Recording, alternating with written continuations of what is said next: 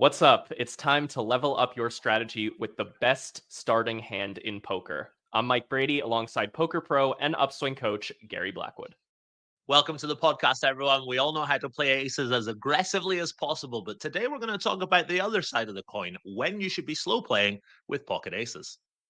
In general, playing your strong hands aggressively is the best way to maximize profit. We constantly preach that advice here on the Level Up podcast and in all of our content on Upswing Poker. Generally speaking, fast playing equals more money. But you're about to discover 3 situations where you'll actually make more money by slow playing with pocket aces in both tournaments and cash games. At the risk of sounding like a BuzzFeed article, the third situation might surprise you. Before we get into it, you should know that Black Friday is happening now over on upswingpoker.com. Everything is 25% off, including all of our advanced courses, tools, and merchandise. This is the best time of year to invest in your poker skills. Head over to upswingpoker.com and click the Black Friday banner at the top of the page to see everything that's on sale. And keep in mind that once this sale ends next week on Cyber Monday, we won't run another site-wide sale until late 2024. Now, let's get into the first situation in which you should consider slow playing when you've got those beautiful pocket aces. Situation number 1 is when the pot will be big relative to your stack, consider just calling with pocket aces versus preflop aggression. Gary, can you expand on this and give our listeners a cash game specific example before I cover some tournament stuff? So when we're playing 100 big blinds effective, if we're in position and we face a 4-bet, we almost always flat with pocket aces. And the reason for this is that the stack to pot ratio is going to be so small when we go to the flop that we can comfortably play for the rest of the money that we have over 2 streets, 3 streets. Very, very easily we can get the money in. And it's just a disaster if we 5-bet jam and make our opponent fold. Remember, our opponent's going to have a lot of 4-bet bluffs that we really heavily dominate, like ace king, ace queen, ace jack, ace five, and also hands like king queen, king jack, all those types of hands that we want to allow our opponent to keep in their range. And as mentioned, the stack to pot ratio is really low. We can comfortably play for stacks, and we're in position. Playing in position is, of course, much easier than playing out of position. So you get to sort of dictate the action when your opponent starts to slow down. So when we're in position facing a 4-bet, 100 big blinds effective playing cash games, we almost always flat with our pocket aces. Really, really nice hand for us to slow play and trap our opponents. It's worth taking note of the stack to pot ratio should you just call that 4-bet. Let's say your opponent raised to 2.5 big blinds, you 3-bet to 8 big blinds in position with pocket aces, and then your opponent 4-bets to 21 big blinds. If you just call, the pot is going to be about 43 big blinds, and you're going to have about 80 behind. So the stack to pot ratio is less than 2. You have less than 2 pots in your stack going into the flop. When that's the case, it's just going to be pretty damn easy to get all the money in post flop. So there's really not as much of a need to jam it in before the flop. As we move on to a tournament example here, you're going to notice that it's a very similar stack to pot ratio should we just call. So example number 2, you're playing a tournament and your stack is 50 big blinds. You raise to 2.2 big blinds with pocket aces, which is a pretty quote unquote GTO size in tournaments. And then the small blind 3-bets to 8.8 big blinds. Should you just call in this spot, pot is going to be about 18 big blinds and you're going to have about 40 in your stack. That's roughly a stack to pot ratio of 2.1 to be exact in this scenario. So you can kind of see now we're facing a 3-bet in a tournament, but because the stacks were shorter to begin with, it's actually a very similar stack to pot ratio to the verse 4-bet scenario that Gary was just talking about. That's really a key takeaway here, is to consider what the stack to pot ratio is going to be should you slow play with your pocket aces preflop, and then decide, is that a stack to pot ratio that's low enough that I'm easily going to be able to get the money in post flop, so I really don't have to put in that extra raise before the flop. Yeah, it's always great to be trapping your opponent's pre-flop. Everything that we've just spoken about, you can also apply that to cash games as well. Some of us play against some short stacking regs who play 50 big blind stacks. And if they're 3-betting you and you're in position, the same logic applies. You want to be able to trap your opponent sometimes and keep in their, their king queens and their king jacks and their jack tens and things like that. So the tournament example is fantastic, but we can also apply that to when we're playing against good, solid short stacking players who are playing 50 big blind stacks. I've pulled up the preflop master sheet from the Road to Victory tournament course on upswingpoker.com. It's an amazing course that was made by Darren Elias and Nick Petrangelo, 2 of the world's top tournament players, earlier this year. And I'm looking at a verse 3-bet spot, button versus small blind, the exact example that I just gave you where we slow play pocket aces. These are solver generated charts that were hand tweaked by the coaches, and the solver never wants to put in that 4-bet with pocket aces here. Interestingly, it also slow plays kings with 100% frequency and mostly slow plays queens. About 75% of the time, queens just want to call and set the trap, and they actually 4-bet shove the other 25% of the time. Quick background story about this specific spot. I've kind of had light nightmares about this situation for a couple of years because in the WSOP main event in, I think, roughly 2019, I had pocket kings on the button with a 50 big blind stack. I raised the button, the small blind 3-bet, and I just shipped it in, and I was going to ship it in 100% of the time. I was never going to trap. My opponent quickly folded, much to my chagrin, and then later on, I checked the spot and saw that it was a 100% frequency call. And I felt like an idiot. And I really felt like I cost myself a lot of chips there. I didn't give my opponent that chance to c-bet on the flop, which he was probably going to do at a super high frequency. I didn't give him a chance to make top pair with a hand like Queen Jack if he had it. So that really goes to show how important it is to trap in this scenario. The solver really, really likes to always just call with these big pocket pairs when the stack to pot ratio is going to be really low going into the flop. Wow, that you must have been really deep in the main event for that to be bugging you after all these years. Must have been day 6, day 5, day 7. It was day 1. It was day 1. But hey, every hand matters, Gary. It's all a journey to that final table that I know one year I'm going to make. Moving on to one more preflop example here, you're going to notice that it's a quite different example, but the stack to pot ratio going into the flop, should we trap, is pretty much the same. So this third example is when you're playing versus an open and you're very short. So in this case, you're playing a tournament and your stack is 12 big blinds. The cutoff, let's say they have a 40 big blind stack, raises to 2 big blinds and you're in the big blind with pocket aces. This is a spot that the solver also traps 100% of the time with pocket aces. With these stacks, if you just call that 2 big blind raise preflop, the pot's going to be 5.5 big blinds. You're going to have 11 behind, so the stack to pot ratio is exactly 2. I can verify this with another chart from the Road to Victory course. We don't have 12 big blind ranges in there, but we do have 15 big blind ranges, so a little bit deeper. But even with those few extra blinds in your stack, pocket aces traps 100% of the time versus a cutoff raise when you're seated in the big blind. And it's a very similar concept where you really want them to c-bet on the flop and you can get those chips. You really want them to hit a top pair or flop a draw that you're able to double up through. So these hands really, really need to be trapping preflop. You're just not going to make as much money on average if you jam it in. Before moving on to the next big situation in which you should slow play pocket aces, I want to look through a few more charts from Darren Elias and Nick Petrangelo's course Road to Victory, because those are not the only scenarios where you slow play with hands like aces preflop. So I'm just going to kind of click through those and talk about them as we go. So another scenario that I found pretty interesting is that you will also occasionally slow play with pocket aces preflop against a 3-bet when you're out of position. The examples that Gary and I used for verse 4-bet and verse 3-bet, we were in position, which makes sense. It's a lot more comfortable to slow play when you're in position because you can kind of drive the action should your opponent slow down on the flop, turn, or river. But there's also some scenarios where aces mixes in some traps even when you're out of position. So the one I've pulled up now is when you're 30 big blinds deep and you raise in middle position, and let's say someone in position 3-bets you, like the button. So you raise middle position, button 3-bets. Pocket aces will call half the time and 4-bet shove the other half of the time, and that's at 30 big blind stacks. Another somewhat surprising one is another big blind defense spot, this time with 20 big blinds against every single position. If you're in the big blind and you have a 20 big blind stack, pocket aces is slow played by the solver 100% of the time versus that 2 big blind open.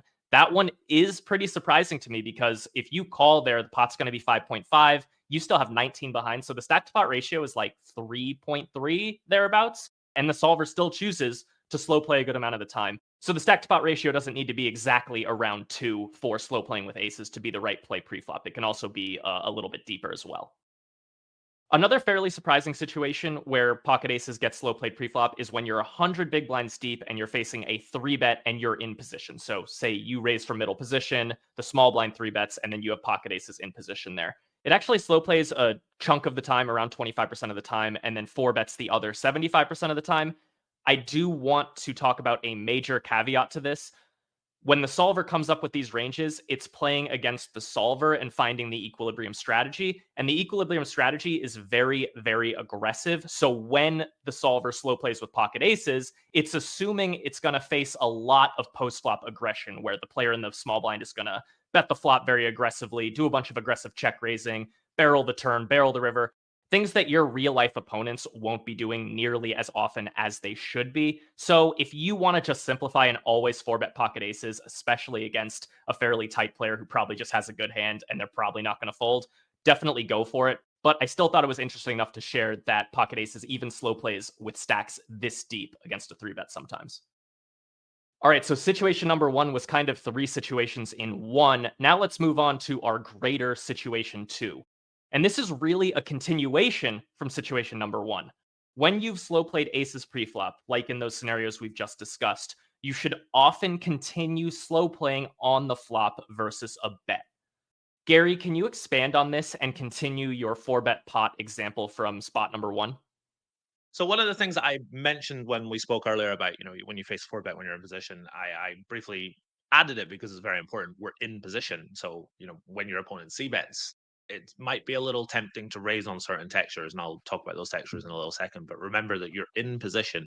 So you don't have to fast play on a variety of textures because you're in position and you get to dictate the pace of play on future streets. When you're out of position, sometimes you flat 4-bet. When you're out of position, for example, small blind versus button, you're much more inclined to fast play, and that's because you're out of position. But when you're in position, you want to just call your opponent c-bet on a variety of textures, even some that might look like you want to very much fast play. And it's down to being in position and being able to dictate the action on future streets. So let's talk about some of those textures that it might be really tempting to fast play. You've called the 4-bet and the flop comes down, 6-5-4, for example.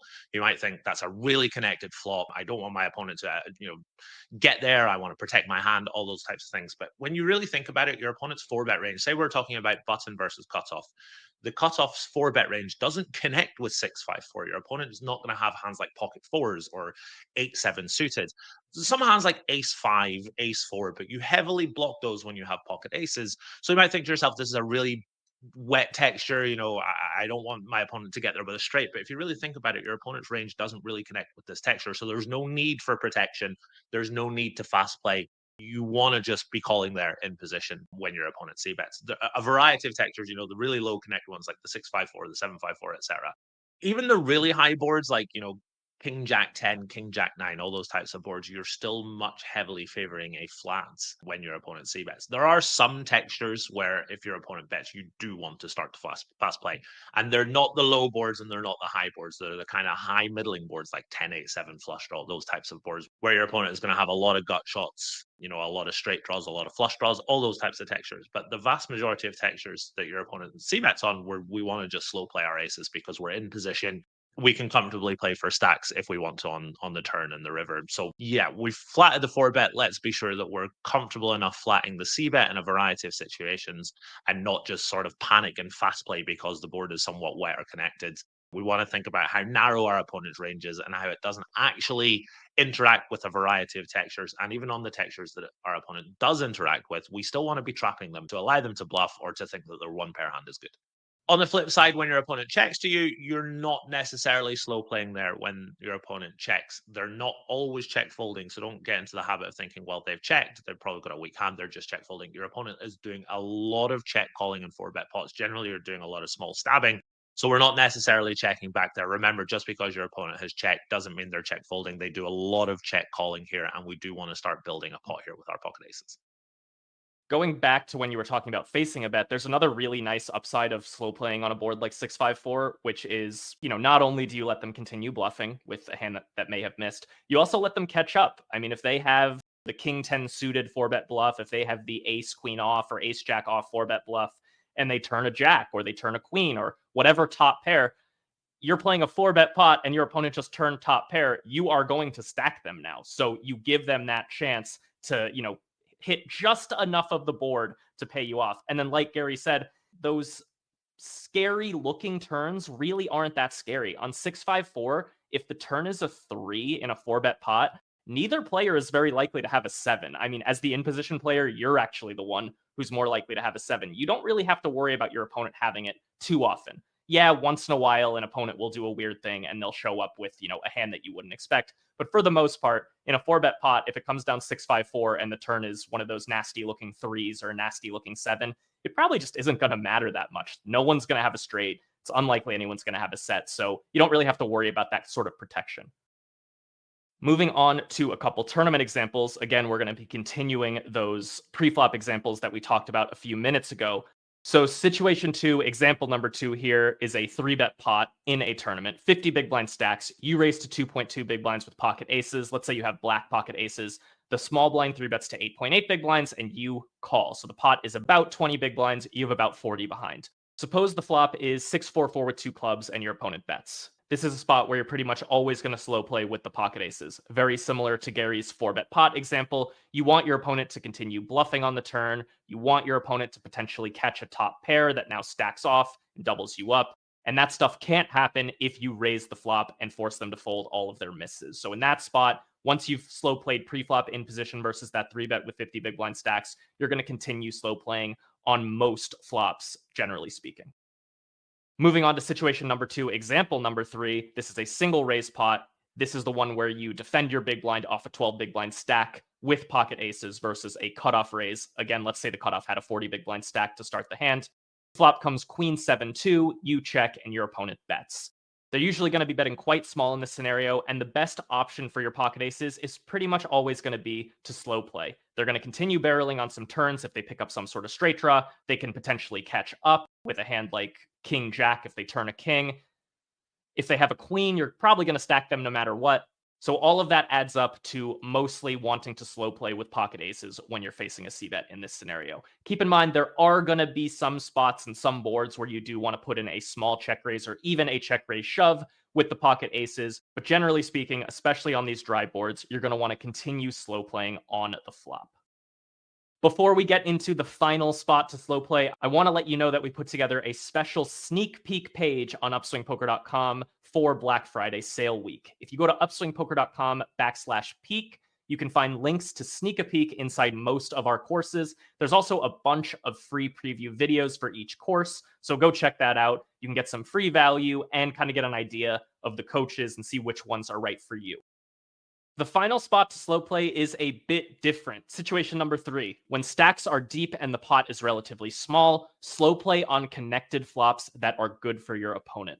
So far, we've only been talking about scenarios where the stack to pot ratio is going to be low going into the flop, but these are the opposite. These are situations where the stack to pot ratio is going to be quite high. There's going to be, say, 5, 6 big blinds in the middle, and you're going to have 95, 97 big blinds behind. So really, really deep stack spots here.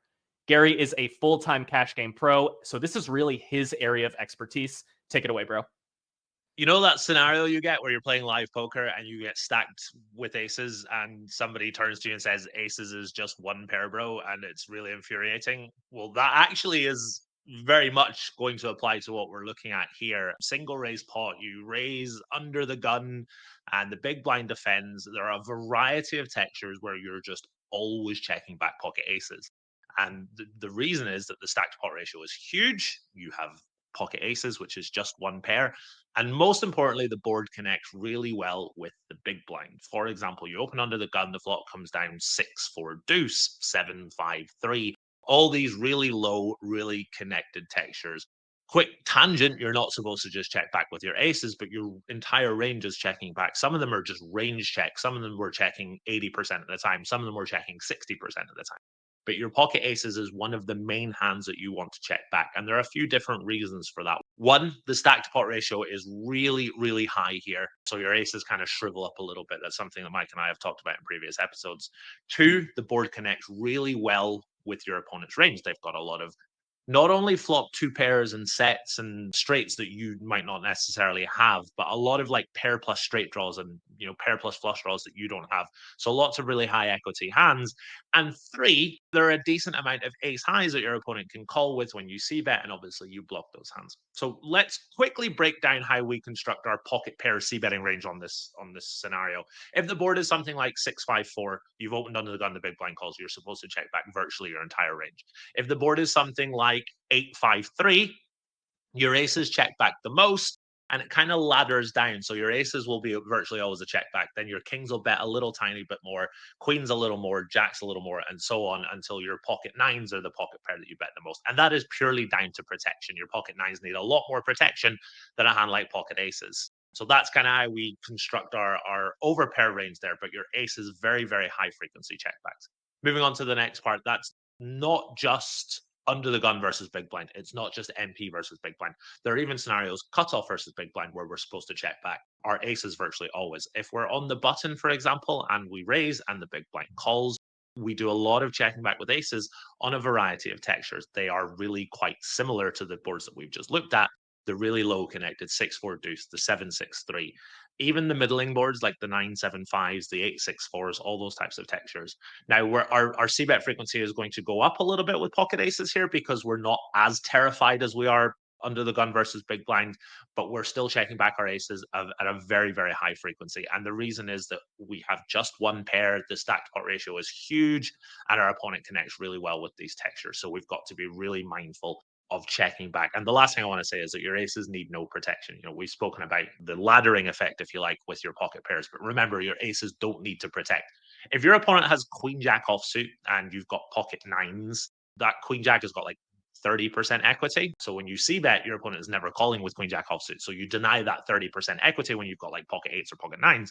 But your aces don't need that protection. They don't want to protect against the 30%. If anything, they want to check back and allow your opponent to turn top pair. So there's a variety of reasons here as to why we want to slow play our aces. But just remember, when the board is not that great for your range, the stack to pot ratio is really high. Your opponent connects with the board really well. Pocket aces are the number one pocket pair that you want to be checking back. Moving on to talking about 3-bet pots, there are some scenarios where we might want to slow play our aces. Now, obviously, we don't flat 3-bets when we hold pocket aces, unless we're playing against, a 50 big blind short stacking reg. But when we're playing 3-bet pots and we hold aces, we're always the pre-flop aggressor. There are some spots where we want to start off with a check, even with this middling stack to pot ratio. Now, let's talk about, say, for example, the button opens and we 3-bet in the small blinds and the button calls. The flop comes down really low and connected, like 6-4-3 or 7-6-5. They are really bad boards for our range, and our range is forced to do a lot of checking, because if you think about it, on 6-4-3, let's do 6-5-3, for example. We very rarely have 6-5 suited. We very rarely have got a flop set. We don't have a variety of hands that our opponent has that connects really well with this board. So our opponent essentially has the nut advantage on this board, which means that one, we're out of position, and two, it's a really bad board for us. Our range is forced to do a lot of checking. We do some betting on some of these textures. And again, the example I gave earlier with the pocket pairs laddering down, our aces need virtually no protection, but our pocket nines need quite a lot of protection. So the nines are more inclined to bet compared to the pocket aces. So really think about how your range wants to play. If you 3-bet out of position and the board comes down really poorly for your range, you have to do a lot of checking, and pocket aces is a prime candidate for doing a lot of checking because it doesn't need any protection. Very quick side note, this is really, really important. If you're implementing a high frequency check strategy on a board like 6-4-3, you must back it up with a solid aggressive check raise strategy, because you cannot just check relentlessly and then check call or check fold. You must be in there check raising with the pocket jacks and the king 10 suited with the backdoor flush draw, these types of hands. And your range can support it. You're checking virtually your entire range on the flop, which doesn't mean you're capped when you check. You have aces, you have maybe pocket sixes sometimes, you have ace-5 suited for the strong draws. You've got a variety of hands that are still very strong here. So just because you've checked doesn't mean you have to play passively. You get to play really aggressively. You're supposed to check this, 6-4-3 like 75% of the time. You're supposed to check raise it like 25% of the time. One separate example, which is a little different here, is the ace-4-3 flush draw. It's still the same sort of concept. This is not a great board for our range. Obviously, we connect well with the ace, but we don't have pocket fours. We don't have pocket threes. There are a lot of, pocket deuces, pocket fives, 5-6 suited, all those types of hands that have high equity on this texture that our opponent has that we don't. So again, there's a really big difference between ace-4-3 flush draw and ace-9 deuce rainbow, for example. Ace-9 deuce pretty good for us. We get to see that very, very often. But the ace-4-3, our range is checking here like 60% of the time on average. So pocket aces is a really nice hand for us to check with, because we block so much of our opponent's calling range, and our range is forced to do a lot of checking. So pocket aces makes a lot of sense. There are also some spots where we actually want to do a little bit of checking in position, and it's really important that we acknowledge that this is not always a check with our pocket aces. The 6-5-3 out of position, we're always checking pocket aces there in theory, and we're doing a decent amount of check raising, but we're we're always starting off with a check. We're not always starting off with a check. When we're in position in 3-bet pots, say, for example, cutoff opens, we 3-bet on the button, and the cutoff calls. There are a lot of middling textures that are not great for our range, and we kind of like to protect some of the, the king queens and the ace queens that are forced to check. And the best hand for us to protect with there is our pocket aces, because again, a hand like pocket nines needs a lot of protection. It's much more inclined to c-bet, but a hand like pocket aces doesn't need any protection. It also, nines don't want the queen turn for your opponent to turn top pair, but pocket aces very much do. So not always checking our pocket aces on these examples, but they are still in there sometimes. And again, just the really low connected boards like 6-4-3. We don't have very many flop sets on 6-4-3, the 7-6-5, which is really connected. Our opponent's got a lot of high equity hands on that board. Our pocket aces just kind of like to, control the size of the pot a little bit. Even a board like 8-4 deuce, and I want to really reiterate that point. We're not always checking back aces on 8-4 deuce, so don't go out there and start doing that. But we do mix in some checks on a variety of these low middling textures with our pocket aces, because it's not a great board for us. We want to have some check backs in our range to protect those weaker hands that have to check back very, very often. And most importantly, really, really important, I've said it a lot throughout this podcast, but your pocket aces don't need protection. The other middling pocket pairs very much benefit from generating that protection, but pocket aces really don't need any protection. So it's a nice hand for us to have in our check back range in the correct situations. You now know the money-making spots to slow play with pocket aces, both pre-flop and post-flop, both in cash games and in tournaments. If you enjoy this podcast and want to support it so we can justify keeping it going, go check out the Black Friday sale happening right now on Upswing Poker. Gary and I are only able to put out this podcast for free because it helps promote Upswing Poker. You've only got a few days left until the 25% off sale expires, so head over to upswingpoker.com and upgrade your game with courses from our world-class team of poker pros. Thanks for listening. Let's level up again next week.